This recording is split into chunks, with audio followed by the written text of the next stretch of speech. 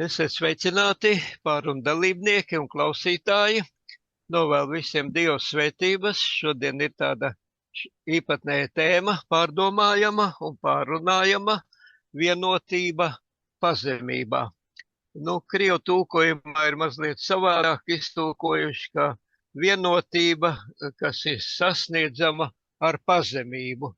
Bet es domāju, ka lasot šos bībeles tekstus, mēs redzēsim vēl dziļāku līmeni, kā tā ir sasniedzama. Domāju, vispirms pielūksim.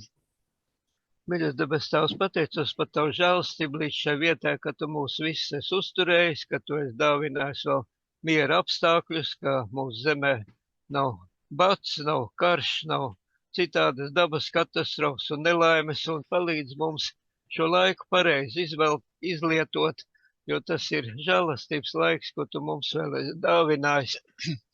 Lūdzos piedod visu nepareizo un dāvinā šajā brīdī gudrību no augšienes, savu garu klātbūtni, svētī arī klausītājs un pārunu dalībnieks un katru vienu, kas Tavu vārdu pārdomās un pārunās, un lai pēc tam to varētu arī līdzdalīt citiem un īstenot dzīvē. To lūdzos un pateicos Jēzus vārdā. Āmen. Amen. Amen. Tad, manuprāt, šis virsraksts vienotība pazemībā un šī tēma ir ļoti svarīga, jo būtībā tā ir debesu mīlestības valstības kārtība, kas ir pretēja šīs pasaules kārtībai, kādu cenšas ieviest lielais dumpinieks, Sātans un viņa sekotāji. Šajā pasaulē vienotība tiek bieži vien panākta ar varu. Tie valdītāji ir diezgan lepni un ir redzams, ja kāds saceļās dažādos laikos pret valdošajiem, tad viņi nežēlīgi izrēķinās un izmanto tur policiju un kā tos spēkus dažādos veidos sauc, lai piekautu tos demonstrantus, un tagad arī Irānā notiek masveidīga cīņa starp demonstrantiem un valdošo iekārtu. Tā kā tā ir tāda pretēja kārtība, kāda ir atklāta Bībelē. Dieva mīlestība ir atklāta Kristus pazemībā. Viņš nāca uz šo zemi, viņš jau varēja stāvēt par savu taisnību. Sātans sacēlās, tad iznīcināsim Sātanu. Cilvēki sacēlušies, ja vēl Sātanu neiznīcināja, tagad uz zemes arī varētu iznīcināt, bet Kristus ir pazemojies līdz nāvei, atstājis Dievu godību, pieņēmis kalpa līdzību un veidu un darbību un pienes lielo upuri. Un tā ir lielā priekšzīme mums, lai arī mēs būtu vairāk pazemīgi, un par šo pazemību un vienotību runā arī daudzie teksti, ko šodien mācīsimies apustuļa Pāvila vēstuli Filipiešiem. Tad atceramies, mēs mācījāmies, kā tur tika veidot draudzi, kā apustuls Pāvils un Sīlās Filipos tika iemests cietumā, un tur ir draudze, un tagad kādas rūpes viņi ir pārņēmuši. Šīs dienas atmiņas teksts ir Filipiešiem 2. nodaļas 2. pāns. Varbūt kāds var nolasīt, lūdzu. Tad piepildiet manu prieku, turēdamies vienā prātā, lolodami vienu mīlestību, dvēselēs vienoti ar vienu mērķi. Jā, paldies. Tātad šī lieta ir ļoti svarīga. Tāpēc šeit ir atmiņas tekstā bija 4 reizes tas vārds vienā, tātad vienā prātā, lolodam vienu mīlestību, dvēselēs vienoti ar vienu mērķi. Un kas tad ir mūsu mērķis? Tā ir dvēseļu pestīšana. Ticības galvmērķis ir dvēseļu pestīšana. Brālis Jānis, lūdzu. Jā, gribētos vēl pieminēt arī Efeziešiem 4. nodaļas 16. pantu, kur rakstīts, ka visa miesa kopā saturēta un visādām palīgsaitēm vienota. Tātad kāda miesa? Draudze, Kristus garīgā miesa.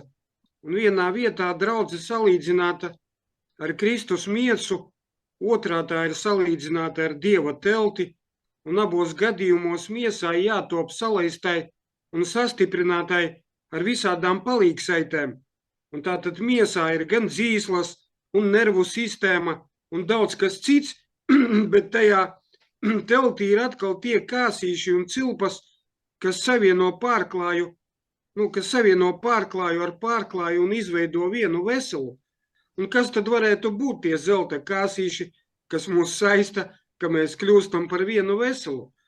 Pirmkārt, jau kopīgās sanāksmes, un apustulis raksta, neatstājiet savu sapulcēšanos.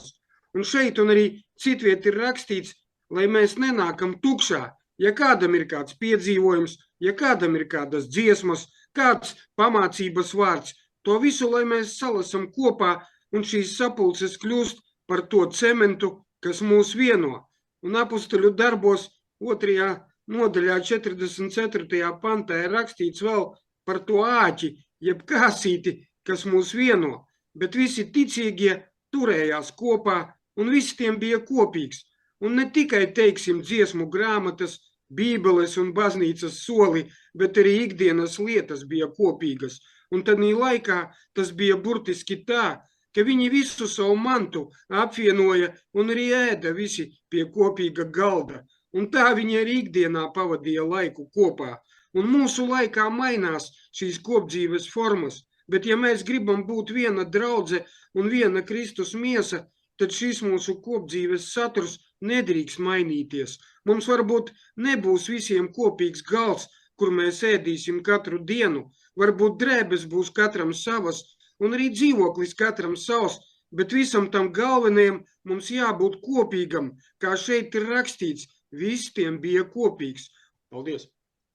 Jā, paldies. Tad klausoties brāli Jāni, nāc prātā Hozei grāmatā ir tāds teksts, ka kungs saka par savu tautu, es tos vilku ar cilvēku valgiem vai cilvēku virvēm ar mīlestības saitēm. Un tas ir ļoti svarīgi. Tomēr, ja ir bijuši mums piedzīvojumi ģimenē vai citur, kur patiešām parādījusies mīlestība, tad mums nav bijusi vēlme strīdēties vai parādīt savu pārākumu vai savu taisnību un, kas saka, skaldīt matus pa niekiem un sabojāt to svarīgāko. Tā kā to vajadzētu ievērot. Ir arī tas teksts 1. korintiešiem 13, ka mīlestība panes visu, tā tic visu. Ja tādā garā mēs izturamies pret līdzcilvēkiem, tad ir labāki panākumi. Tad pirmais, kas ieviesa nesaskaņas Dieva valstības mīlestībā un kārtībā, bija viena eņģeļa, Lucifera lepnums un vēlme pēc augstāka stāvokļa un lielākas varas. Un būtībā tas arī tika turpināts uz zemes ēdens dārzā, izteikt neapmierinātību par Dievu noteikumiem un vēlmi pacelties augstākā sfērā. Būtībā arī tagad ir cilvēki neapmierināti ar Dievu norādījumiem dažādos veidos, iet demonstrācijās par savām tiesībām, par LGBT tiesībām, kas ir pretējs Bībeles tiesībām. Bībelē rakstīts viss, kas ir par svētību un par paliekošu laimi cilvēkiem. Labi, varbūt pārāk daudz pie ievada kavējos, tad to pozitīvu runājam, bet svētdienas tēma ir nesaskaņas Filipu draudzē. Varētu teikt tā, kaut arī daži cilvēki uzskata un arī apustulis Pāvils uzrunā ticības biedrs citās draudzēs par svētiem cilvēkiem. No otras puses ir personīgi man tāds uzskats, ka varbūt citi domā citādi, ka draudze nav eņģeļu sabiedrība un tā nav tāda svēto farizēju sabiedrība, kas iedomājās tikai, ka viņi ir svēti. Draudze, ko mēs redzam, tā redzamā daļa, ka cilvēks ienāk draudzē, momentā viņa raksturs varbūt nemaz tā nepārveidojās. Viņš iestājās Kristus skolā un mācās vislielākā skolotāja Kristus vadībā. Un būtībā draudz var salīdzināt arī kā ar slimnīcu, kurā ierodās dažādi cilvēki ar dažādām vājībām un slimībām, un Kristus ir lielais ārsts, kas dziedina. Es domāju, ka draudze uz zemes ir šāda institūcija vai šāda iekārta, kur mēs varam gan dziedināties, gan arī mācīties. Un lai šādā veidā mēs varētu pabeigt šīs zemes skolu, Kristus skolu, lai varētu dabūt gatavības apliecību, lai iestātos mūžības augstskolā.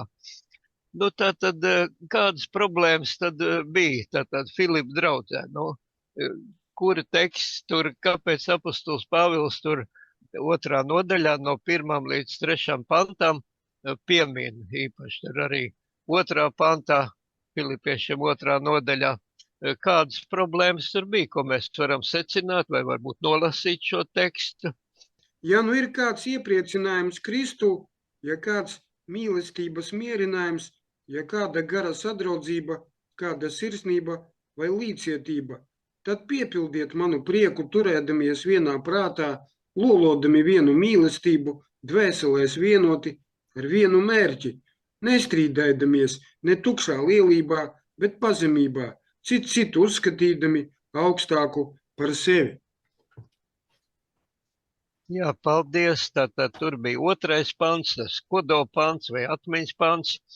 Un tad varam redzēt, ne jau pavelti Pāvils šeit aizrādīja, ka aicināja uz šo vienotību un nevis strīdēdamies, ka nevajag darīt ne tukšā lielībā, bet pazemībā citu uzskatīdam augstāk par sevi.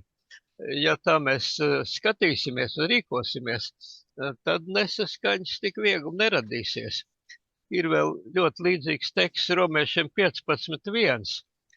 Tai Karaļa Džeims versijā tas skan apmēram tā latviski tulkojot. Mums, kuri esam stipri, vajadzētu paciest un panest vājo nespēcīgumu un neizpatikt pašiem sev. Nu, tā kā, ja kāds domā, varbūt tikai viņš iedomājās, ka viņš ir stiprs un ka viņš ir pareizāks un taisnāks, un ja viņš neiecietīgi ar tādu farizeisku svētumu izturās pret citiem cilvēkiem, nu tad ir jautājums, vai viņš var to mantot, vai viņš var arī to atraidīt no sevis un no draudzes. Māsa Līga, lūdzu. Jā, un es saprotu, ka strīdi, kas ir pieminēti Filipiešiem 2. nodaļā, tā tukšā lielība vai lielīšanās, kaut kāda augstprātība, skatīšanās uz sevi, kā Pāvils tur aicina, neraudzīsimies katrs uz savām, bet arī citu vajadzībām. Tātad būtībā tie visi ir tie miesas darbi, jeb miesas augļi, jeb tas ir tas miesas prāts, kas nepārtraukti cīnās pret garu, pret to garīgo cilvēku.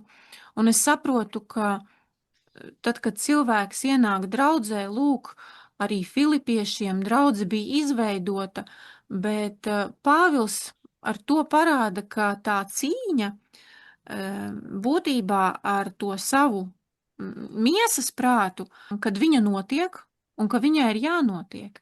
Jo mēs iepriekšējās tēmās, kad skatījāmies Filipiešiem 1. nodaļu, mēs redzējām, ka tā Pāvila lūkšana ir par to, lai viņi pieaugtu visā atziņā, izjūtā un lai viņi būtu tīri un nevainojami, lai viņi iegūtu to pilnīgu Jēzus Kristus taisnības augli Dievam par godu un slavu.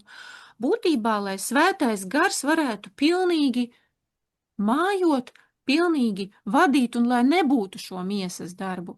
Un tātad šeit es saprotu, kad viņš turpina dot šīs pamācības draudzes locekļiem, ka viņiem ir jāaug, ka viņiem ir jātiecās pēc vienotības savā starpā un, protams, ka pēc tās paklausības Dieva gara vadībai, jo ja visi paklausa Dieva gara vadībai, tad arī viņiem būs tā vienotība. Jā, paldies. Tad ir tur tas vārds patmīlība figurē, tas grieķu vārds eriteja, nu, un tas ir arī citos tekstos tur. Filipiešiem 1:17 ir rakstīts, ka tur citi pasludina Kristu patmīlības dzīti aiz netīriem nolūkiem, domādam ar to manām važām pievienot bēdus. Tad apostols Pāvils ir cietumā, un cilvēki patmīlības dzīti pasludina Kristu. Nu, kā to saprast? Tad viņi centās paaugstināt sevi, nevis Kristus lietu. Cilvēkiem ir tā, tie laicīgie psihologi saka, ka cilvēkiem vajag pašiem apliecināt sevi. Un ir vēl tāda doma psihologiem, ka tiem, kam ir zems pašvērtējums, tas low self-esteem angliski, ja, tad zems tāds pašvērtējuma līmenis, tad viņi cenšas to kompensēt ar visādām āršķirībām. Apliecināt sevi gan sportā, kā iegūt labākas vietas vai kaut ko citu izrādīties. Un arī draudzē, ja viņiem zemapziņā kaut kas jūt, ka viņam kaut kas nav īsti labi, viņi cenšas kaut kā citādā veidā parādīt sevi, apliecināt sevi, nevis Kristu, bet mums vajag apliecināt Kristu. Un tur jau ir tādas ļoti smalkas nianses, ko Sātans izmanto. Tad vajag pasludināt Kristu. Apostols Pāvils tad šajā gadījumā, tā Filipiešiem 1:17 saka, 18. pantā turpinā, ka viņš priecājās par katru veidu, ka Kristus tiek pasludināts vai ar izlikšanos vai patiesībā. Es priecāšos, apostols Pāvils raksta. Nu, par tiem miesas darbiem māsa Līga jau daļai pieminēja. Var pieminēt, izlasīt Galatiešiem 5, 19, 20. Tur ir šie teksti par miesas darbiem, kas ir tie miesas darbiem un miesīgā domāšana, no kā cilvēks ienāca tikko draudzē uzreiz, acīm redzot, netiek vaļā, par ko rodās arī viss šīs problēmas. Viņš iestājies Kristus skolā un tagad jātiek vaļā. Tas ir process, varbūt mazliet ilgstošāks. Bet zināmi ir miesas darbi, tie ir netiklība, nešķīstība, izlaidība, elku kalpība, buršana, ienaids, strīdi, nenovīdība, dusmas, ķildes, šķelšanās, ķecerība.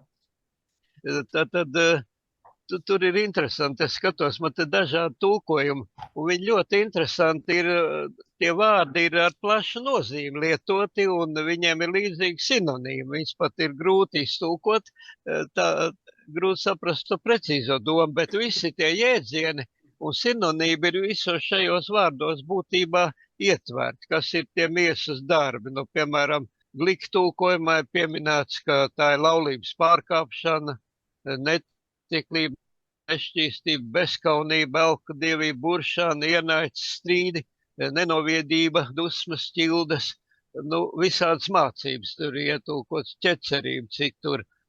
Tad ir tur visādi, tur ir tulkojumu sinonīmi karstgalvība, ķildu strīdi, nevienprātība strīdi, tad sacensība, un tas viss rada tādu sajukumu vai jucekli un visādas ļaunas darbs veido.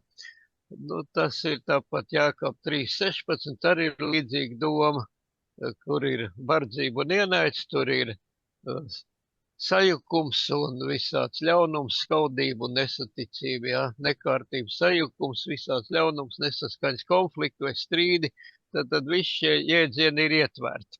Galatiešiem 5:26. Arī interesanti, varbūt var izlasīt un tad paskatīt arī paplašināt citos tulkojumos. Galatiešiem 5:26. Nedzīsimies pēc tukša goda, citu izaicinādami, citu apskausdami. Jā, nu šeit arī parādās tā konkurences cīņa. Glika tulkojumā ir, lai nedzinamies pēc nīcīga goda. Tad kas ir nīcīgs gods? Tas ir šīs pasaules lietas. Tas ir, varbūt tas tukšais gods ir arī aplams stāvoklis, kādu Lucifers gribēja ieņemt un kādu viņš grib iedvest saviem sekotājiem un visiem cilvēkiem un arī draudzē, lai draudzē radītu šo sajukumu. Tad dzīšanās pēc nīcīga goda vai tukša goda, nu, katram ir jāpilda savs pienākums. Piemēram, Zauls bija iecelts par ķēniņu pirmo Izraēļa tautā, kad viņi pret Dievu gribu lūdz ķēniņu, uz praviešu norādīju, viņš tika iecelts. Un tad, kad viņš neizturēja pārbaudas atkārtoti, tad Dieva pravietis Zāmuēls būtībā viņam ieteica, ka viņš ir no Dieva atmests, ka viņam labāk būtu demisionēt. Bet viņš savu godu un lepnības dēļ to nedarīja un izdarīja vēl daudz ļaunas lietas. Tā kā arī tur karoja pret Dāvidu, pret savas tautas pārstāvu, varonu un tā tālāk. Tad apostols Pāvils piemina risinājums, kādas tur ir, ko vajag pretstatīt šīm ļaunām problēmām, ko Sātans draudzē grib ieviest. Tas problēmas visos laikos ir. Māsa Lilijāna, lūdzu. Jā, man uzrunāja tas tajā grāmatiņā. Tur bija rakstīts mierinājums Kristū. Jā, kā es jūs esmu mīlējis, tad dievišķā pavēle, lai arī citu mēs tāpat mīlētu no Jāņa evaņģēlijiem. Otrais bija mīlestības mierinājums. Un tad bija caur sadraudzību svētā gara klātbūtne rada ciešu kristīgu saikni, kāda valdīja agrīnajā draudzē. Tātad tēva, dēla un svētā gara sadraudzība. Un ceturtais līdzjūtība bija, un piektais žēlsirdība, un sestais vienprātība, viena mīlestība, vienā sirdī un vienā prātā. Un šīs ir tās lietas, ar kurām mēs varam atrast risinājumu visām problēmām. Nevelti tā uzskatīt, pazemība ir tā, ka citu uzskata augstāku par sevi, un to jau it kā minēja. Un mēs taču arī šajā zemes dzīvē nekrājam dvēseles sev, bet mēs krājam dvēseles Kristum. Un tad arī tas veidojas, ja mēs no sirds mīlam Kristu, tad mēs arī iemīlēsim arī līdzcilvēkus un vēlēsim arī viņiem labu. Un Dievs mums, kā saka, uzvarēs mūsos šo tieksmi paaugstināt sevi un nevis tie Kristus lietu. Dievs vadīs tā, lai mēs nebūtu, lai būtu nesautīgi un domātu par līdzcilvēkiem. Būtu brīvi no šiem miesas darbiem, kurus tu jau pieminēji, no visas patmīlības un no visa. Svētajam garam Dievam ir spēks mūsos to izmainīt, tikai viņam mums pašiem tāda spēka īstenībā nav. Bet, ja mēs to lūdzam, tad Dievs to mums var piešķirt un dot. Brālis Miķels, lūdzu. Es gribētu, varbūt, šis risinājums. Visas šīs īpašības ir derīgas visām draudzēm. Īpaši viņas ir derīgas šodienas ekumēniskai kustībai. Un es ko gribētu pateikt? Ja sirdī neatradīsies vieta Kristus teiktajiem vārdiem, inspirētajiem vārdiem, tad visas šīs jaukās īpašības mums nedos mieru un nedos risinājumu arī visām pārējām problēmām, kuras ir draudzē un kuras vēl būs. Risinājumu var dot tikai sirds, kura nav pret Kristus atstāto mantojumu. Tātad, kura nav pret Kristu. Tas ir tas pats, kas Dieva vārds un tas pats, kas Dieva likums. Un visi norādījumi, kuri ir mūsu rokās. Un ja viņi ir, tad arī visas šīs lietas cilvēku starpā veidosies. Ja nav šie Kristus norādījumi, tad tā būs tā mīlestība Kristu, būs kopīgā gara sajūta, būs prieks savstarpējās attiecībās, būs žēlsirdība, savstarpēja vienotība, viss kas būs. Bet viņi nebūs patiesi. Ja tur apakšā nebūs Dieva likums. Bez Dieva likuma šīs īpašības būs jutekliskums, kas būtībā ir tas pats, kas modernais spiritisms. To es gribēju pateikt. Jā, paldies. Māsa Līga, lūdzu.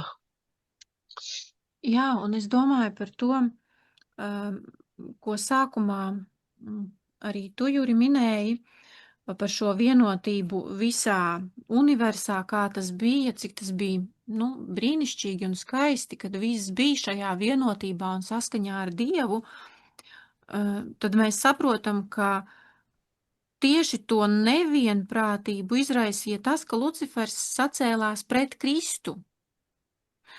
Pret Kristu, pret viņa autoritāti, pret to, kad tieši viņš bija tas, kurš spēja iedziļināties katrā tēva nodomā un plānā, un tad mēs saprotam, ka šeit mums ir tas aicinājums arī šodien iedziļināties, kāds tad ir Kristus, būt vienotiem tieši Kristū un paklausīt Kristum, bet te jau arī ir tā problēma, kad mēs katrs Kristu redzam savādāk.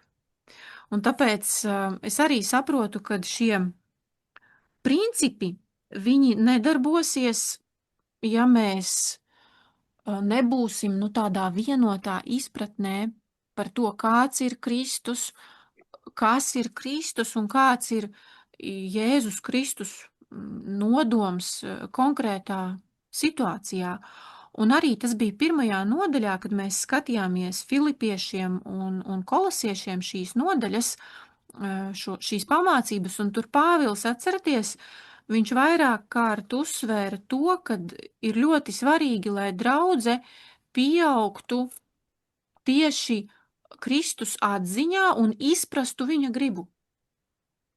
Un es domāju, ka ja mums būs šī izpratne, kad mēs visi sapratīsim viņa gribu, tāda, kāda viņa ir, jo viņa taču ir vienota, viņa ir konkrēta, viņa ir noteikta, tad arī būs šī patiesā vienotība, patiesā sadraudzība, patiesā mīlestība.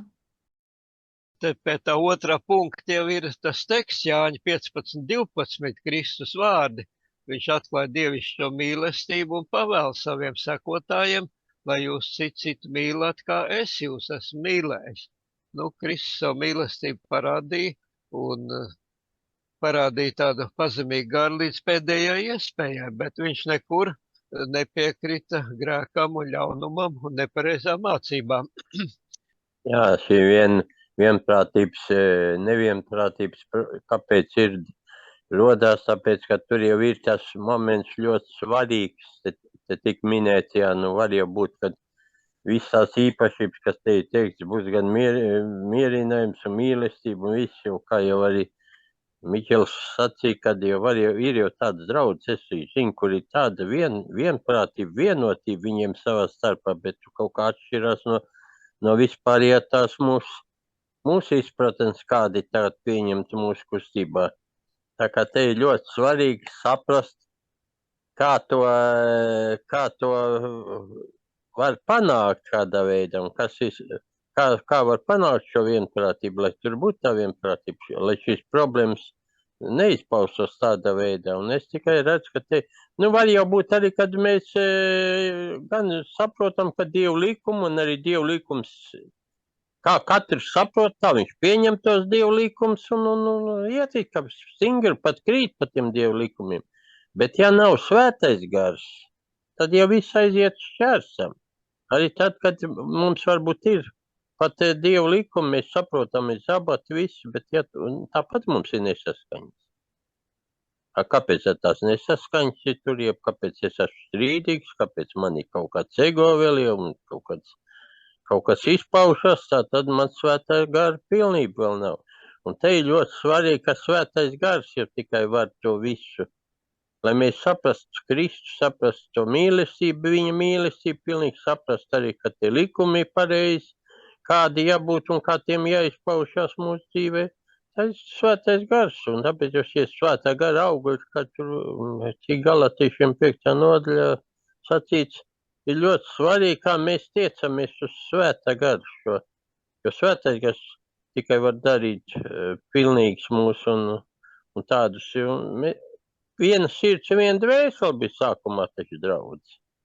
Tāpēc tam redziet, kā tur pakāpeniski ātri kaut kā radās savādāk viss tas, tāpēc, ka svētam garam nebija tāda iespēja arī vienot visus. Tātad trešais punkts, kā risināt to problēmu, bija svētā gara sadraudzība. Un svētā gara klātbūt radīja šo kristīgo vienotību agrīnajā draudzē, un arī kaut arī apostols Pāvils aizrādīja vairākus momentus gan šajā draudzē, Filipos, gan citās draudzēs vēlāk. Varam domāt, ka tomēr tas deva arī pozitīvs rezultāts, ka daudz tomēr saprata un pieņēma. Apustuļu darbu 2. nodaļa, tur minēt 42. pants, tātad tie pastāvēja apustuļu mācībā, sadraudzībā, maizes laušanā un lūkšanās. Par to vēl varētu vēlāk pieminēt, bet brālis Jānis lūdzu tagad. Par tādu tiešu, kā tu tikko arī, Juri, pieminēji, par mācību un paklausību, un, piemēram, izlasot 2. ķēniņu 16. nodaļas no 10. līdz 16. pantam, kur arī ir apraksts par kādu svētnīcu, un tur ir rakstīts, ka ķēniņš Abas devās pretī Asīrijas ķēniņam Tiglat Pilseram uz Damasku, lai sastaptos, un viņš ieraudzīja altāri, kas atradās Damaskā, un tad ķēniņš Ahas nosūtīja priesterim Ūrijam šī altāra attēlu un veidolu, gluži kā tas izskatījās. Un tad priesteris Ūrija lika uztaisīt tādu altāri, gluži tādu pašu pēc veidola, ko ķēniņš Ahas bija tam atsūtījis no Damaskas. Un tātad kāda altāra? Tā, kas bija Damaskas pilsētā, nevis debesīs. Un tādu arī priesteris Ūrija uzcēla, iekams ķēniņš Ahas atgriezās no Damaskas, un kad ķēniņš Ahas pārnāca no Damaskas un ieraudzīja altāri, tad viņš piegāja pie tā un uzkāpa uz altāru. Un viņš aizdedzināja savu dedzināmo upuri un savu ēdamo upuri, izlēja savu dzeramo upuri un slacīja savu kaujamo pateicības upuru asinis uz altāra, bet to vara altāri, kas bija tā kunga nama priekšā, viņš nocēla no nama priekšas, no vietas starp savu jauno altāri un starp tā kunga namu un novietoja to savu altāra ziemeļu pusē. Un tad ķēniņš Ahas pavēlēja priesterim Ūrijam sacīdams, uz lielā altāra tev nebūs iededzināt rīta dedzināmo upuri un vakara ēdamo upuri, arī ķēniņa dedzināmo upuri un viņa ēdamo upuri, un visas zemes iedzīvotāju dedzināmo upuri un viņu ēdamo upuri, un viņu dzeramo upuri, un tev būs uz tā altāra slacināt visas asinis no dedzināmiem un no kaujamiem upuriem, bet par to vara altāri, par to es vēl padomāšu, ko es darīšu. Un priesteris Ūrija darīja visu tā, kā ķēniņš Ahas bija viņam pavēlējis. Un kā jūs domājat, ja šajā templī, ko bija pārveidojis ķēniņš Ahas un priesteris Ūrija, ne pēc debesu līdzības, bet pēc pasaules, pēc Damaskas tempļa līdzības, ja šeit pielūdzēji gribētu mācīties no priekšmetiem, no altāra, no upurēšanas, vai šī mācība arī viņus tuvinātu debesu līdzībai? Kā jūs domājat? Noteikti nē, jo vairāk viņi līdzināsies šim templim, kur gan arī bija vēl kunga altāris, bet tomēr viss bija sagrozīts un pārveidots, jo vairāk viņi pieķertos šim templim, jo vairāk viņi līdzinātos pasaulē, tas ir tiem tempļiem un tai kalpošanai, kas notika Sīrijā un Damaskā. Un par draudzes locekļu organizāciju un draudzes locekļu dzīvi Dievs uzsvērti saka, Mateja 20:26, bet pie jums tā nebūs būt. Un šeit iepriekš minēts, kāda kārtība ir pie cilvēkiem pasaulē dažādās organizācijās. Un Dievs saka, pie jums tā nebūs būt. Un Damaskā ir altāris, pie tā altāra pielūdz un notiek dažāda kalpošana un orģijas. Cilvēki par to ir sajūsmā, bet Dievs saka, pie jums tā nebūs būt. Jums ir cita priekšzīme. Tā priekšzīme, kas ir debesīs. Pēc tās jums būs veidot savas draudzes organizācijas, pēc tās jums būs veidot savu personīgo dzīvi, savu garīgo dzīvi un savu ģimenes dzīvi, un tikai pēc šī parauga jums būs veidot savas savstarpējās attiecības. To mēs nevaram mācīties nekur, ne no viena cita tempļa vai iekārtojuma, kā tikai no tās svētnīcas un no tiem priekšmetiem, kas ir aprakstīti svētajos rakstos. Paldies! Jā, paldies. Tad Dievs ir ļoti skaidri pateicis kārtību, kalpošanas un pielūgsmes kārtību, kā tā bija vecās derības svētnīcā, Tuksnesī, ko sauc par sajiešanas teltu, vēlāk Zalamana templī to turpināja. Un tad arī tāpēc šeit bija rakstīts, ka apustuļu darbu 2.42 par to garu sadraudzību, ka tie pastāvēja apustuļu mācībā, sadraudzībā maijas laušanā. Ko tad tā maijas laušana simbolizē? Svēto vakarēdienu tad, un arī iesim nākošo daļu tūlīt pie vienotības avota. Tas jau ir tas vienotība garā, tas ir svarīgais vienotība mācībā, un ja pieminēju svēto vakarēdienu, tad parasti arī vakarēdienā bieži lasu to tekstu no 1. korintiešiem 11. nodaļas, tur no 28. līdz 30. pantam vismaz. Agrāk to ļoti bieži lasīju, un arī mūsu draudzē to mēdz lasīt. Tad, lai cilvēks pats sev pārbauda, un tā, lai viņš ēd no šīs maizes un dzer no šī kausa. Jo, ja kas necienīgi ēd un dzer, tas ēd un dzer sev pašam par sodu, neizšķirdams tā kunga miesu. Tādēļ jūsu starpā ir daudzi vāji un neveseli, un daudzi ir aizmiguši, ja aizgājuši nāves miegā. Tad šie vakarēdienu pareiza izpildīšana arī uztur šo draudzes vienotību, lai cilvēki nepaceltos cits par citu, tāpēc pirms tam ir arī pazemības iestādījums, ka mēs patiešām citus uzskatām augstāk par sevi, kā bija aicinājums. Nu, tur ir daļa par līdzjūtību vēl, kā Jēzus sirdī aizkustināts, tur palīdzēja tiem dažādiem cilvēkiem spitālīgam, viņš saka, es gribu to šķīs. Tāpat ir raksturvietas pieminēts par žēlsirdīgo zamārieti un par pazudušo dēlu, un ir teikts Lukas 6.3.6, tāpēc esiet žēlīgi, kā jūs tēvs debesīs ir žēlīgs. Nu, vēl varētu pateikt vienu maz niansu, tur ir tātad 3. daļa sadraudzība, tur lasījām apustuļu darbu 2.42, un tur teikt salīdzina ar 2. korintiešiem 13.14, bet tāds pants vispār nav. Acīm redzot, tur ir domāts 11. pāns, 2. korintiešiem 13.11 ir domāts 14. pānta vietā. Tad beidzot, brāļi, esiet līksmi, topiet pilnīgi, iepriecinājieties savā starpā, esiet vienprātīgi, turiet mieru, tad mīlestības un miera Dievs būs ar jums. Nu, ir vēl visāds negatīvs minēts, ka strīdu ceļš starp brāļiem. Nu, to vajag ļoti pārbaudīt. Nu, tātad galvenais ir Filipiešiem 2.5 savā starpā turiet tādu pat prātu, kāds ir arī Kristu Jēzu. Kā Kristus centās katram cilvēkam palīdzēt un virzīt tālāk.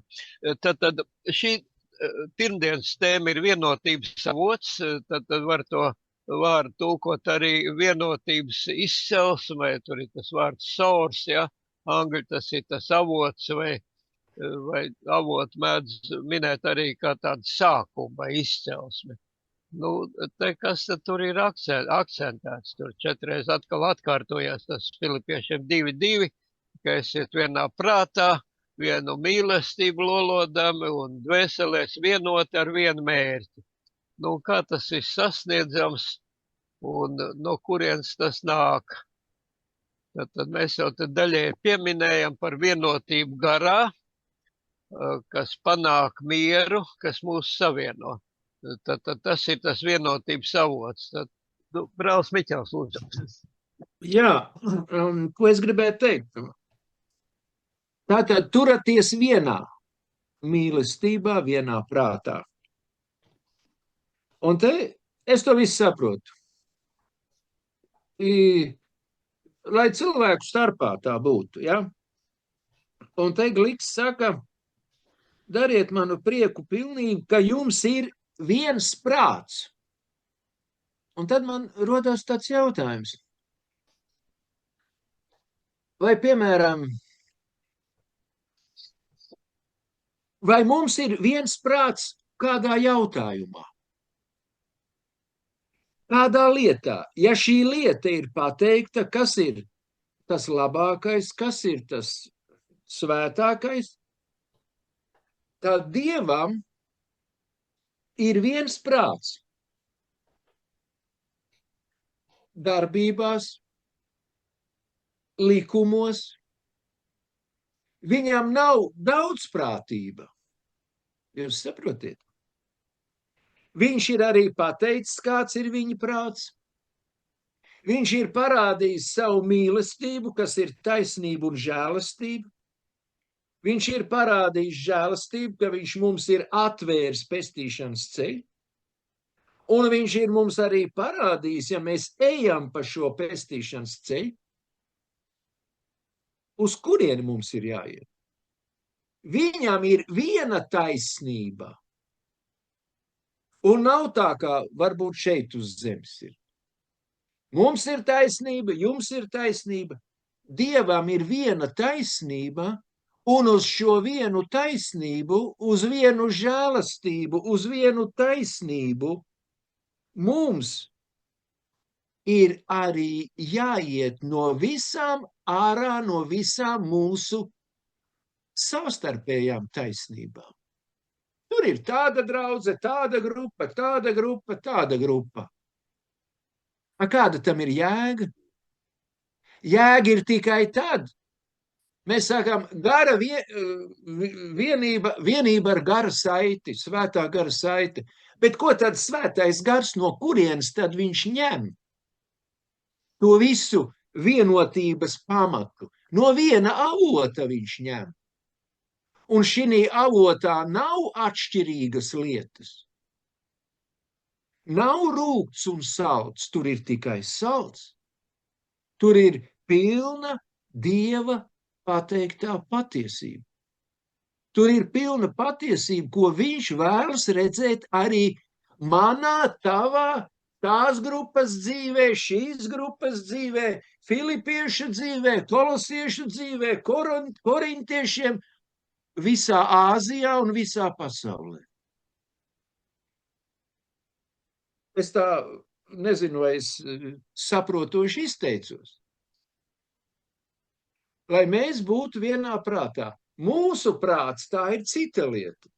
Bet mums ir jāzina šis dievišķais prāts, dievišķā inspirācija, dievišķā liecība, dievišķais likums. Un mums ir jāiet uz to. Un ja mēs uz to visos jautājumos neejam, tad nekad nebūs ne vienprātība, ne mīlestība, nekas.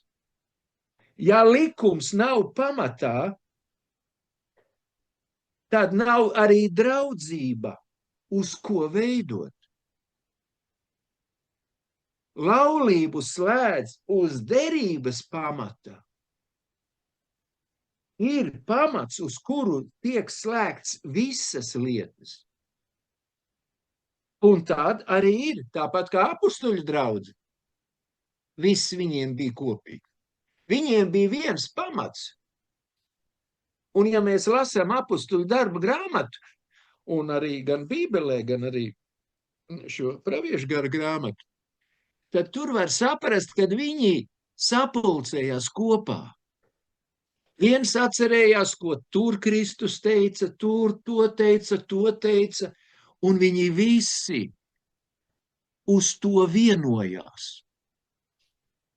Vienojās uz visu to, ko Kristus bija pateicis, ko viņš bija mācījis, ko viņš bija norājis vai ko viņš bija uzslavējis. Viņi visi no tā mācījās, un tas bija tas pamats, uz ko viņi atrada gan vienprātību, gan mīlestību, gan arī viņi saprata, kad jābūt ir zemākajam otru priekšā.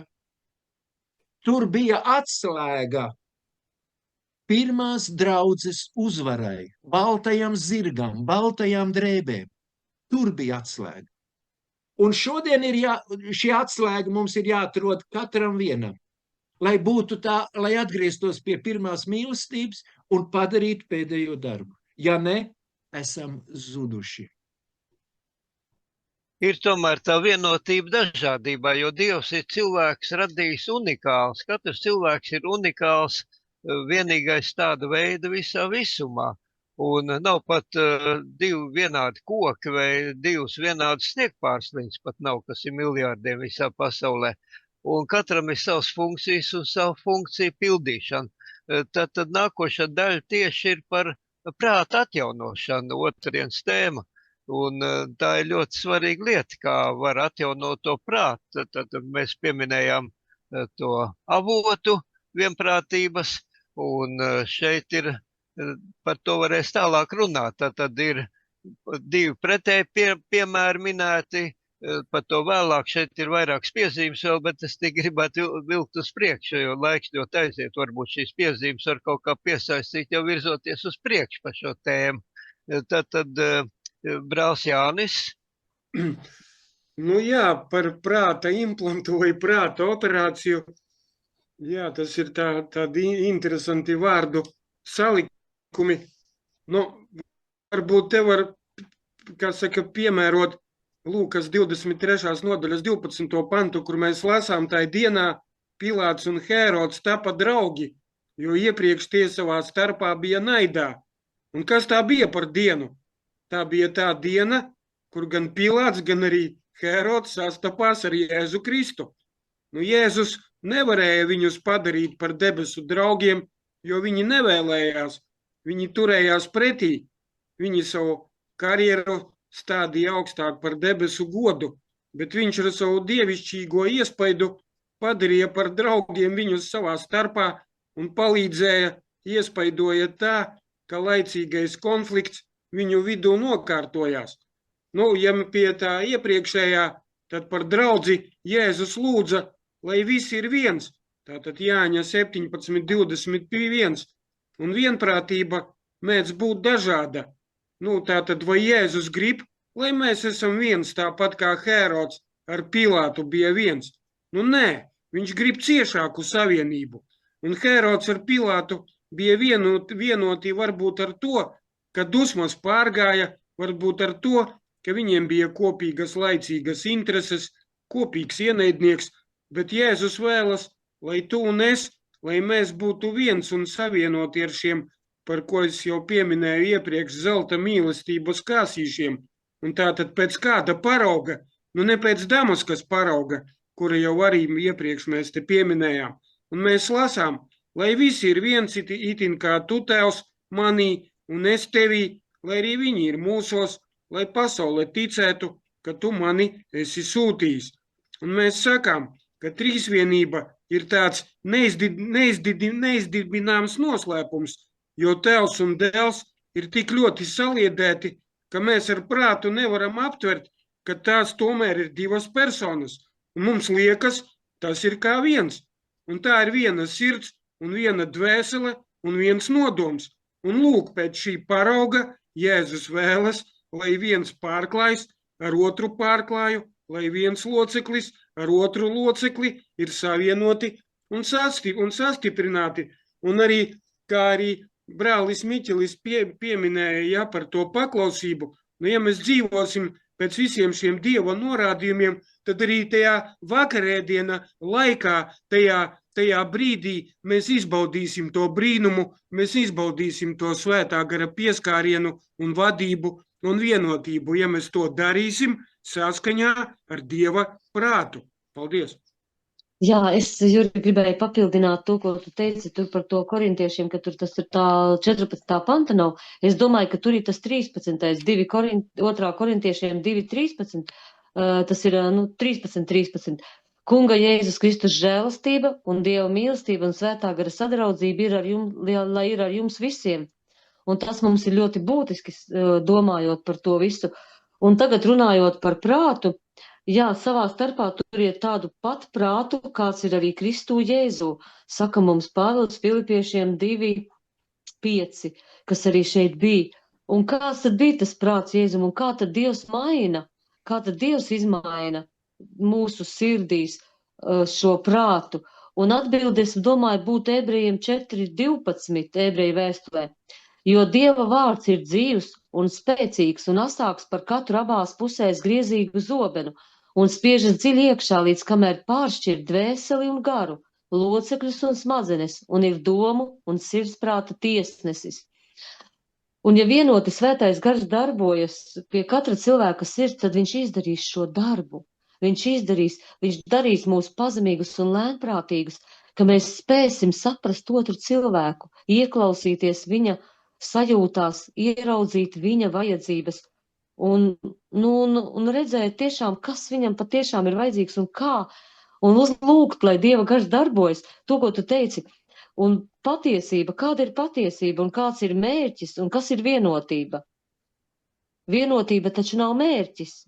Vienotība, ja ir mērķis, tad tiešām var saorganizēt, ko vien grib, un uztaisīt vienoti, lakatiņu draudzī, visādas draudzes var uztaisīt vienotas ar visādiem konkrētiem mērķiem, es tik tā kā piemēru saku. Bet kā tur bija teikts, viena kristība. Tad kādu kristību atbalsta Kristus? Kā Kristus pats kristījās? Vai viņš tad bija bērns, vai tad, kad jau viņš spēja pieņemt reāli pastāvīgu lēmumus, ja? Un caur to katrs cilvēks var pats caur Bībelē atrast to. Un par cik visi dārgakmeņi ir sakrāti, mēs to zinām, kad Filadelfijas draudzē jau tas bija, kā raksta Atklāsmes grāmata. Mēs varbūt arī varam tur to teikumu vien izlasīt. Jo te arī tika pieminēts par atslēgu un tā 8. pāns, 7. ja, tā saka svētais patiesīgais, kam Dāvida atslēga, kas atver un neviens neaizslēdz, kas aizslēdz un neviens neatver. Es zinu tavus darbus. Redz, es tavā priekšā esmu tevis atvērtas durvis, ko neviens nevar aizslēgt. Tev ir maz spēka un tomēr manu mācību tu esi turējis un neaizliedzis manu vārdu. Tātad viņš ir turējis, ir to pacietības mācības, un Dievs apsola tad viņu sargāt. Tātad visi mācības, visi dārgakmeņi tika sakrāti tajā laikā, kad viņi gaidīja Kristus atnākšanu, domāja, ka būs uz šīs zemes, kad Jēzus iegāja debesu svētnīcas svētākajā vietā 1844. gadā.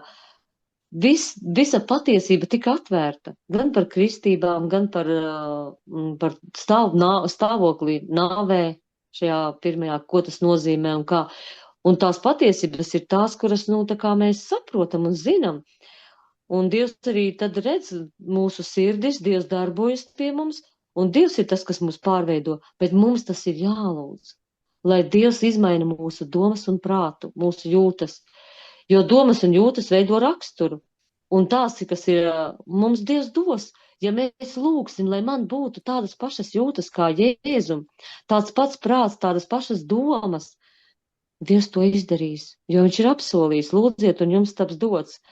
Un es domāju, ka mums pēc tā visa ir jālūdz un jādomā, ir rakstīts beidzot pie brāļi, kas vien ir patiesas, kas svēts, kas taisnis, kas šķīsts, kas patīkams, kam laba slava, ja ir kāds tikums, ja ir kas cildināms, par to domājiet, saka arī mums Filipiešiem 4:8, ko mēs varbūt vēlāk pēc tam mācīsimies kādās tematos uz priekšu, bet tas ir ļoti kulminoši, tas ir noteicošais. Tas ir svarīgi domāt par to, kas tad ir patiesa, kas ir svēts. Tas ir Dievs, Dieva bauslis, jā, Dieva likums. Ir svēts, taisnis un labs.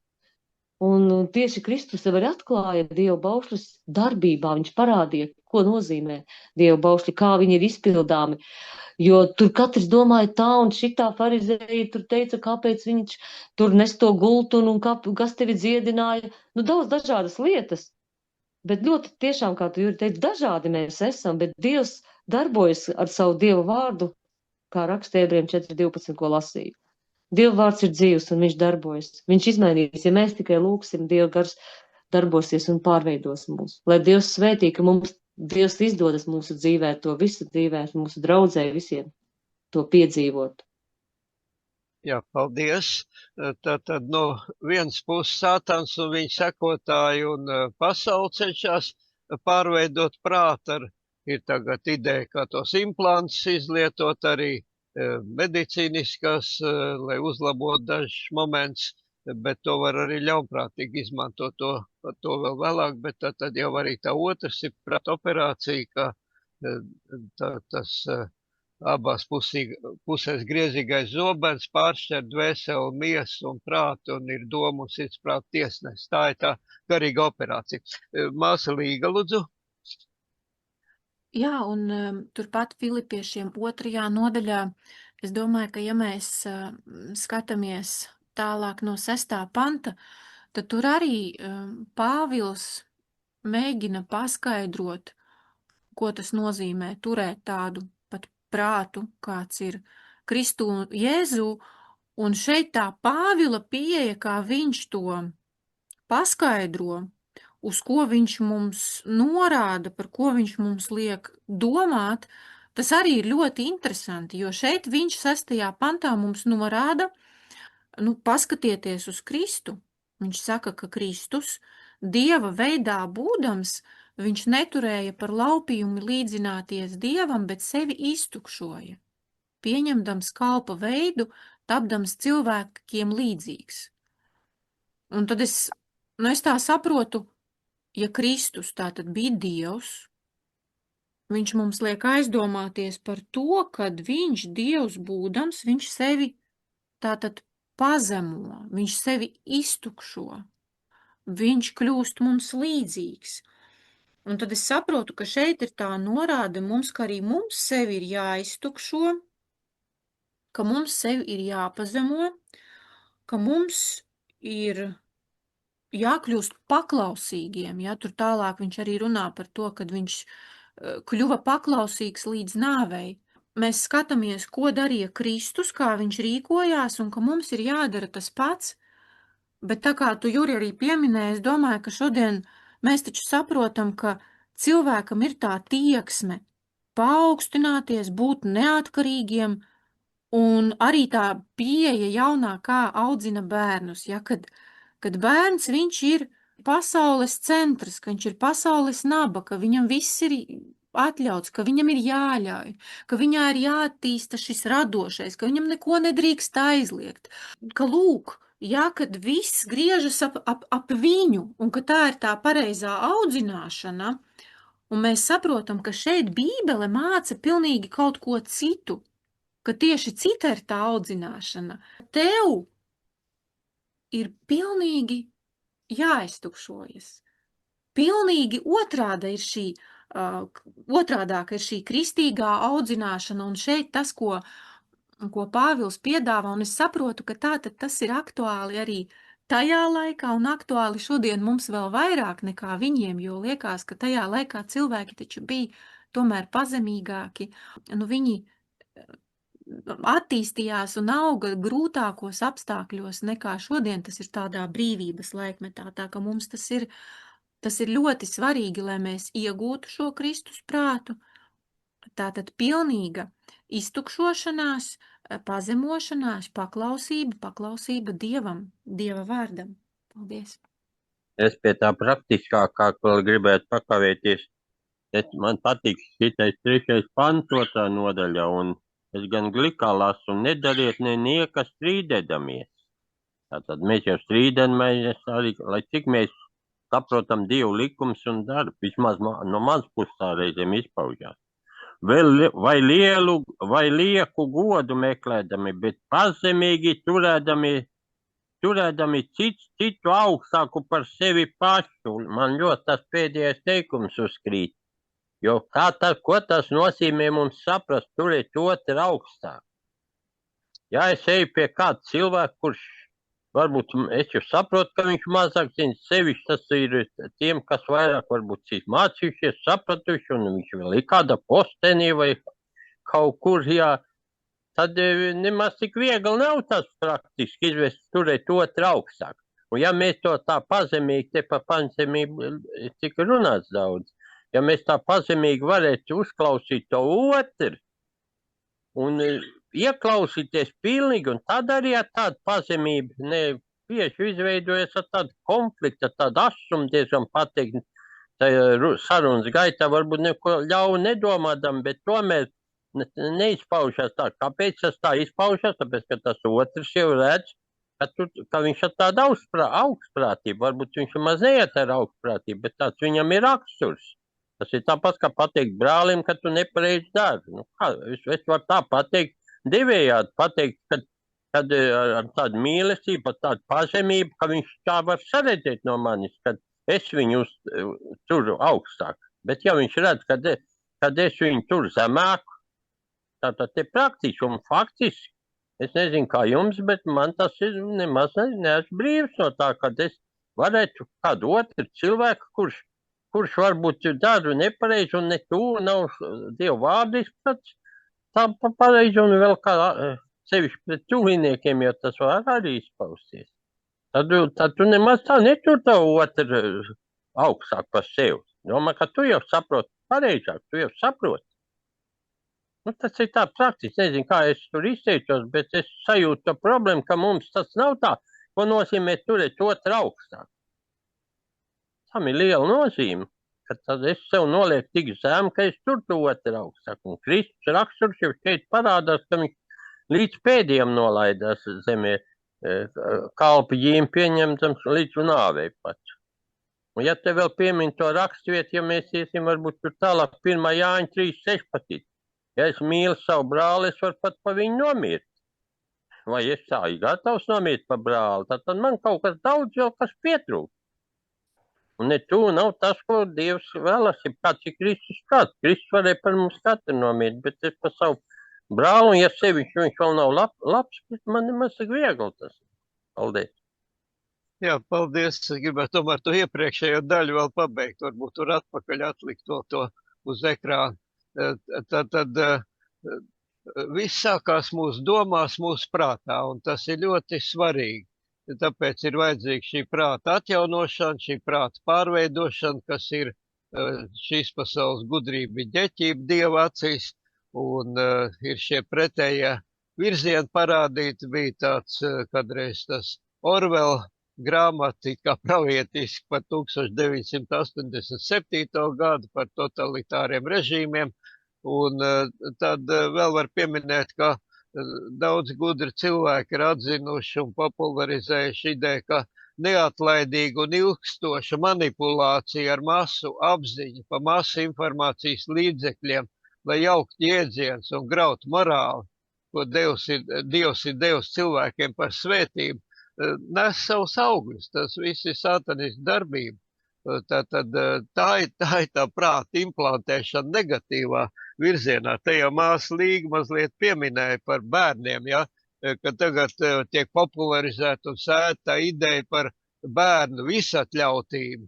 Nu, piedodiet, kur tad paliek Dieva baušļi, godā tēva māti, kur tad ir tā pozitīvā pieredzes pārņemšana, kur ir pienākuma apziņas veidošana un tā tālāk audzināšana darbam, darba dzīvei un nesodāmības ideja. Bērns nedrīkst sodīt. Nu, kad tad, tā kā viņam paliks 18 gadi, tad viņa momentā sāks sodīt, jebkurā vietā, gan uz ceļu viņš izbrauks ar mašīnu, momentā visur viņš sāks sodīt, ja viņš patvaļīgi rīkosies apdraudot citus cilvēkus. Tā kā viss tā pedagoģija un masa informācijas līdzekļi zināmā pakāpē ir iebraukuši auzās ar savu morāles graušanu un ar jēdzienu jaukšanu vispirms. Tā ir tā negatīvā puse, bet tad šeit ir tie pretstati, kā miesas tieksme ved nāvē un gara tieksme ved uz dzīvību un mieru, Romiešiem 8.6 un tā tālāk. Tad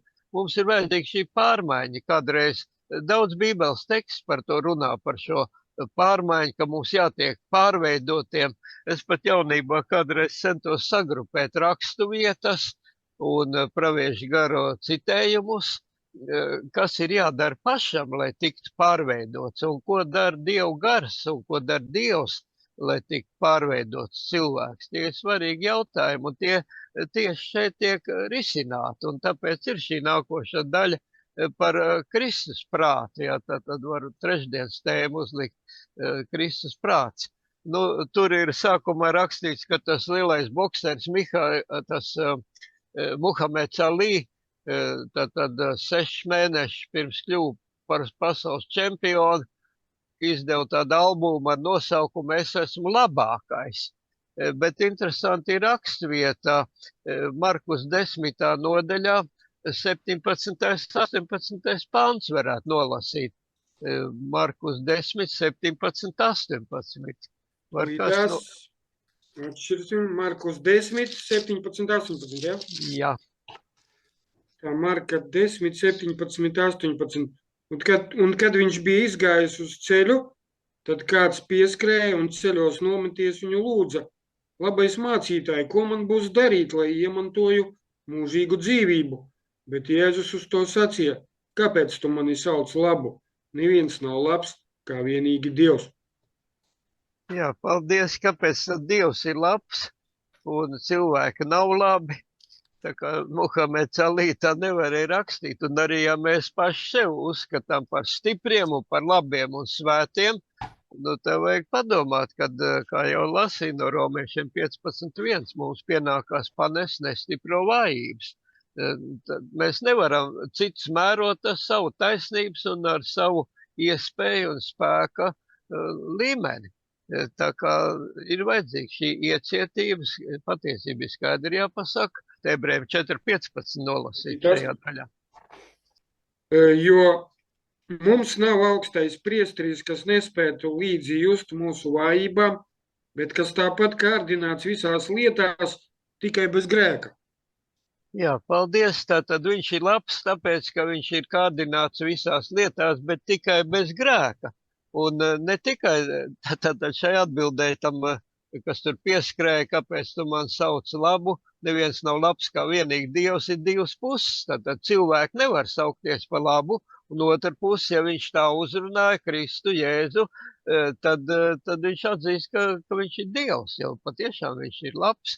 Nu, par to prātu vēl Kristus prāts Filipiešiem 2. nodaļā 5. līdz 8. pantu varētu izlasīt.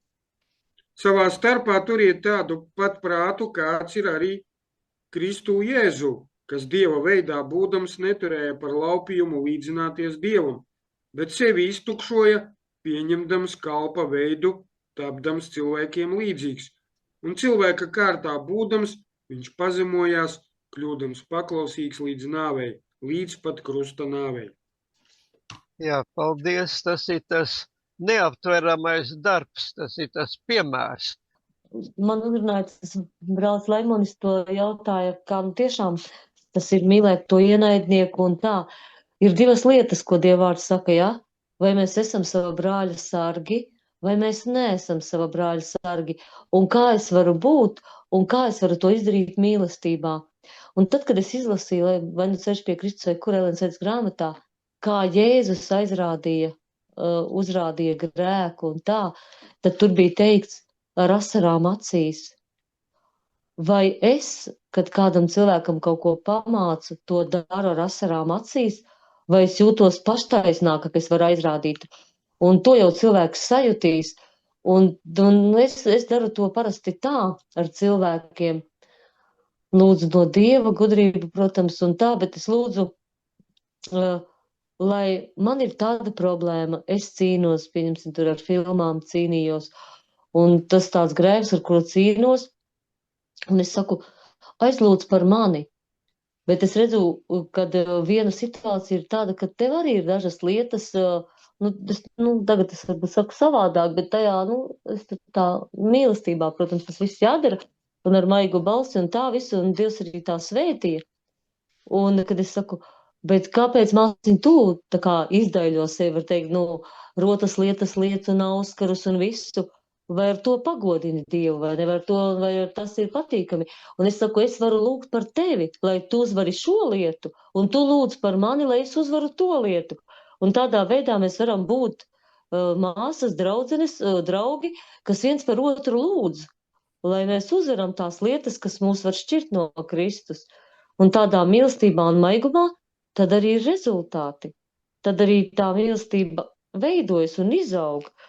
Bet par dievbības noslēpumu, ko tu saki, Kristus kļuva cilvēks, mums to ir grūti izprast, tas bija sāpīgs process Dievam, un es saprotu, bet vienkārši izskaidrojums tas nav un nekad nebūs izskaidrojums, bet, cits variants nebija, jo, ja viņš gribēja, lai mūs glābtu, mēs bijām grēkojuši un esam grēkojuši savā dzīvē, un līdz ar to viņam bija jānomirst, lai samaksātu par mūsu grēkiem. Un viņš to var izdarīt tikai nomirdams un kļūstot par cilvēku. Jo kā Dievs viņš nevarēja nomirt. Bet tikai viņam bija jāpieņem miesa un asinis, un viņš kļuva cilvēks. Nu, un viņam bija jānodzīvo dzīve, neizdarot nevienu grēku, un kā mēs jau lasījām, te sevi iztukšojot un visu izdarot, kas ir nepieciešams, būdams paklausīgs, uzvarot, un tādā veidā viņš uzvarēja, un tagad pieņemot šo Jēzus nāvi par savējo, pieņemot to, ka Kristus ir par mums nomiris, uzticoties tam, ka mēs līdz ar Kristu esam krustā sisti un ka mēs esam Kristu uzvarējuši, arī mēs varam iegūt to dzīvību, kas ir viņam, mūžīgo dzīvību, kā Dievam. Jā, paldies vēl to Lilijāns piezīmes pirmā daļa, ja? Es tā jūtu, ka man arī mazliet jāatkāpjas atpakaļ arī ar kādām pāris domām. Tad varbūt kāds labāk zina, ir tāds Carnegie grāmata bija, kā patikt cilvēkiem un iegūt draugus. Nu, varbūt tas nosaukums mazliet savādāks bija. Nu, es viņu kādreiz lasīju mazliet, tikai lasīju, paskatījos, man viņa nepatika, tāpēc, ka kādā, piemēram, tā ideja tāda, ka kādā sanāksmē kāds vadītājs kaut ko nepareizi saka, un viņš piekrīt tā vadītāja nepareizībai, un viņi paliek draugi. Nu, tas ir jautājums. Tātad ir arī savs pamatojums no otras puses. Tad tagad es tādu problēmu gribu izvirzīt pārunām, kur ir tā robeža. Tad kāpēc nevajag sakaut publiskos strīdos cilvēks? Tāpēc, ka strīdos nevar uzvarēt. Var it kā uzvarēt, jā, ar savu taisnību, bet var iegūt ienaidnieku. Tas nav tas mērķis, ja te pieminēja, kādā veidā Kristus darbojās ļoti taktiski. Un viņš pat savus pretinieks centās nepazemot, bet ļoti taktiskā un iejūtīgā veidā darbojās, lai tos mantot. Tad tas ir ļoti svarīgi. Nu, kaut arī es tā jaunībā, kad es to grāmatu skatījos, man nepatika, tomēr tur zināms patiesības grauds ir. Nu, vēl viens piemērs. Ir cilvēki, arī es esmu saticis cilvēks, kas ir ieradušies sapulcē, mūsu draugu sapulcēs, un viņi aizstāv plakanās zemes ideju, ka zeme ir plakāna. Un pat Bībeles pantu citē, ka tur ir no 4 zemes galiem izsakot, un tā tur. Tā, nu, kad izklāstīja, teiksim, savu skatījumu, kā es sapratu, esmu dažādi astronomijā, un šur un tur, kā es mācījies, un kā vienlaicīgi ir, teiksim, nav vienlaicīgi visur gaišs, ja zem būtu plakāna, tā kāpēc visur nav vienlaicīgi saule nespīd, kāpēc mēs varētu piezvanīt uz Ameriku, tur tagad ir vakarā, mums ir jau tumšs, bet tur vēl ir tikai diena pilna un tā tālāk. Nu tos vairāks arguments minēt, tad tā persona tā kā apvainojās, pateica, jūs esat tas gudrais, un es tā neesmu tik gudri. Ja? Nu, un pēc tam ilgi viņi nerādījās sapulcē, nu man žēl. Un pēc tam es palasīju kādu citu tekstu, kā kāds garīdznieks tādai personai, kas uzstāja uz to, ka zeme ir plakana, atbildēja, ka Kristus žēlastībā priekš tevis zeme ir plakana. Nu, tas nav tas svarīgākais jautājums, vai cilvēks uzskata, vai zeme ir vai nav plakana, vai viņa ir apaļa, bet svarīgākie ir šie glābšanas jautājumi, kuros gan vajadzētu būt pilnīgi vienotiem. Nu, tas tāds krass piemērs varbūt aiziet galībās, bet to vajag pārdomāt, kas ir svarīgākais, vai dvēseļu mantošana. Arī Kristus par farizējiem taisnējiem, kas sev uzskatīja par taisniem un svētākiem par citiem, viņš atgādināja, kas ir svarīgākais bauslībā. Vai tas 10. no dillēm un ķimenēm, ko viņi plātījās un deva, vai mīlestību un žēlastību. Tā kā, nu, to vajag padomāt. Te bieži mēs arī šodien pieminējam Dieva likumu, vajag vienmēr atcerēties, ka Dieva likums būtība ir mīlestība uz Dievu līdz cilvēkiem, un galvenais viss vienā vārdā saņemot ir šī mīlestību. Tā kā, kur ir tas galvenais? Ja mēs bērnus audzinām, jo nepareizi kaut kāda nianses domā vai kaut ko sapņo, vai viņu uzreiz vajag satriekt un uzvarēt pēdiņās strīdā, vai vajag ar mīlestību viņu audzināt un veidot pareizā virzienā. Nu, tāpēc bija viss šīs mācības par, kā prāta pārveide, šī pārmaiņa, un kāds ir Kristus prāts, un svētais gars to prātu var pārveidot. Te laikam māsai Līgai bija piezīme, ne tik pie vārda var pateikt, bet, brālis Jānis pirms tam vēl. Jā, un tad rodas jautājums, kas tad mums ir jāuzvar tad, ja? Un bieži ar mums gadās tā, ka mēs gribam iekarot ļoti lielas lietas, pat iekarot lielas pilsētas, bet mums tiek dots cits uzdevums – uzvarēt pašiem sevi. Un par to mums liekas, ka tā ir tik maza lieta, ka nav vērts, ka tā ir tik maza lieta, ka nav vērts nemaz sākt. Un mēs parasti atkārtojam tā kļūdu, kuram Kristus stāstītajā līdzībā bija tikai viens pods dots. Un zināms, ka par to vienu podu, par to mazumu viņš varēja saņemt daudz, bet viņš to nevēlējās, un aiz kūtruma tā arī neko neieguva. Un Jēzus saka, ja tu gribi būt pilnīgs, tad noej un pārdot visu, kas tev ir. Bet kas tad cilvēkam ir? Kas ir mūsu manta? Un glābējs runā par kādu lietu, ka tā ir katram jāpārdot un no tās jāatbrīvojas. Un viņš aicina pārdot savu mantu, atdot to, kas mums ir. Ļoti interesanti. Tāpēc nonāvējiet sevī to, kas pieder zemei, netiklību, nešķīstību, kaisli, ļauno iekāri un mankārību, tā ir elku kalpība. Un viņu dēļ nāk Dieva dusmība par nepaklausības dēliem, kuru vidū arī jūs kādreiz esat staigājuši, kad jūs vēl tanīs dzīvojāt. Bet tagad visu to atmetiet, dusmas, ārtsirdību, ļaunprātību, zaimus un nekaunīgas runas, kas ir jūsu mutē. Kolosiešiem 3. nodaļa, 5. līdz 8. pants. Paldies! Jā, paldies. Es domāju, mēs esam tā īsumā vairākas domas pieminējuši. Visu mēs nevaram paspēt, daudz ko paspēsim tikai mūžībā. Tad tur ir vairākas raksturvietas, ja viņi zināmā pakāpē atkārtojās, ka Kristus atstāja debesu godību un pieņēma šo cilvēka dabu, un viņš pārgāja no tāda, varētu teikt, pārākuma. Tāds status uz pilnīgu kalpošanas status, kas ir pilnīgi pretējs Lucifera mērķim. Tad Kristus palika paklausīgs līdz nāvei, līdz pat krusta nāvei. Un nebija nekā pazemojošāk par šādu veidu nāvi. Un tomēr varam saprast, ka tas ir arī plānots kopā ar tēvu tajā lielā padomē. Tātad, Caharijas 6.13 ir pieminēts teksts, varbūt to vēl pieminēt, ka vecā derībā Caharijas 6.13 jau ir kaut kā doma par to ietvērt. Jā, tiešām, viņš uzcels tā kunga namu un nesās valdnieka rotājumu pilnā godībā, un viņš sēdēs un valdīs uz sava troņa, arī priesteris būs savā goda krēslā, un miers valdīs viņu abu starpā. Jā, paldies. Tātad šeit ir atkal doma par priesteri. Tā ir svarīgākā mūsdienu patiesība.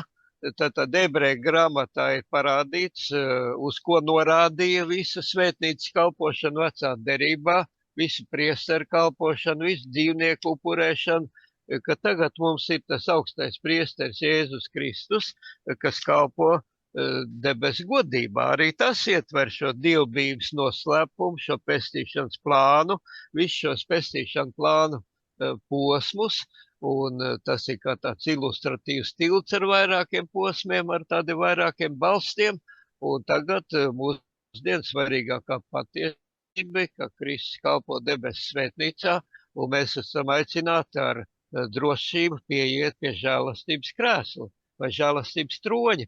Kas tad ir tas žēlastības trons? Vecā derībā tas bija derības šķirsta, tas vāks. Tad atradās vissvētākā vietā derības šķirs, kur ir Dieva baušļi, šī debesu konstitūcija negrozāmā, un tur virs tā ir žēlastības krēsls, kas simbolizē Kristu, Kristus upuri, un tur ir šī taisnība un žēlastība satiekās un pat skūpstās, kā teikts. Tad ir šis pestīšanas plāns, ka pateicoties Kristus upurim, kas pieņem cilvēku veidu, cilvēkam ir cerība tikt izglābtam. Un šodien tur notiek lielā izmeklēšanas tiesa pēc pravietojumiem, pēc Dāniela 8.14. Tad varam parēķināt saskaņā ar Dāniela 9. nodaļu, kur ir atskaits punkts dots, un mēs nonākam pie tā 1844. gada, un tur notiek arī tas dievbības noslēpums, ka sākot no Ādama paudzes līdz visām vēlākām paudzēm un beidzot ar dzīvajiem, noslēgsies visu laikmetu dievam ticīga un kristum ticīgo lietas. Vārdi tiks pieņemti, vārdi tiks atmesti, ja atradīs kādu nenožēlotu grēku, tad tas tiks izsvītrots no piemiņas grāmatas, visi viņa labo darbu piemiņa vairs netiks pieminēta, un viņš galvenais tiks izsvītrots no dzīvības grāmatas. Tā ir tā svarīgākā mūsdienu patiesība, un vēl ir, kamēr tas žēlastības laiks, mēs nezinām, kad tas var nobeigties, ir šis svarīgākais piemērs arī. Tātad mums jānobeidz šī apcere, māsa Līga jau ir uzšķīrusi tālākiem pētījumiem, un varbūt kāds grib līdzdalīt vai pieminēt, kas tad tur svarīgākais ir pieminēts tajā citējumā. Vecāku mīlestība, kas no paudzes uz paudzi ir plūdusi pa cilvēka sirds kanālu, visi maiguma avoti, kas atvērušies cilvēku dvēselē, salīdzinājumā ar bezgalīgo, neizsmeļamo Dieva mīlestību, ir tikai kā sīks strautiņš pret neizmērojumu okeānu. Tātad mēle to nevar izteikt, spalva to nevar aprakstīt. Un jūs varat čakli pētīt rakstus, lai to saprastu.